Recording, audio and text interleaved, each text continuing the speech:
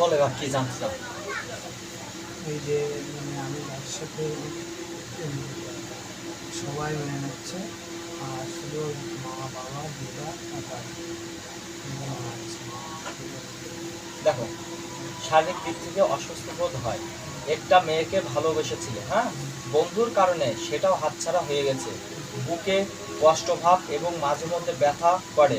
কল্পনায় অনেক কিছু চিন্তা করো, কিন্তু সেই পরিমাণে সফলতা পাচ্ছেন না। কয়েকজন বাজে কথা বলে মাঝে মধ্যে কান বাজে কথা বলে মাঝে মধ্যে কান দিবেন না। অন্যদের জন্য যত্নশীলতা বেশি হবেন না, তাহলে তোমাকে উপরে উঠতে কষ্ট হবে। বোঝা গেল? সব ঠিক হয়ে যাবে, ভগবানের আশীর্বাদ।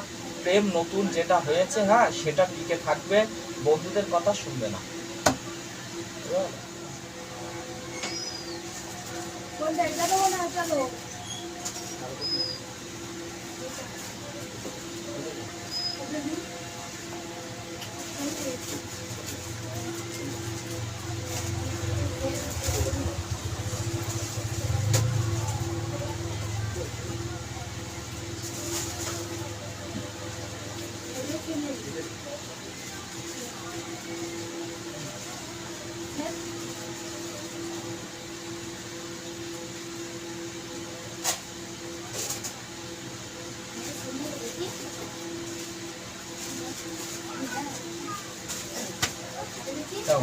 জীবনে যেটা রয়েছে, হ্যাঁ, সেটা খুব ভালো, কথা বলে, হাসে, কিন্তু বাড়ির বাবা মা জানলেও অন্যদের নজরে হিংসা হয়।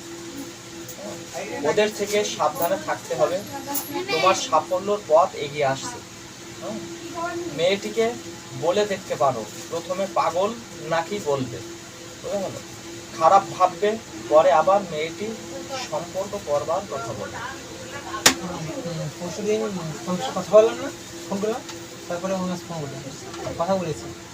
আমি জিজ্ঞেস করছি একটা কথা, জিজ্ঞেস করছি বলবো, হ্যাঁ বলছি বল।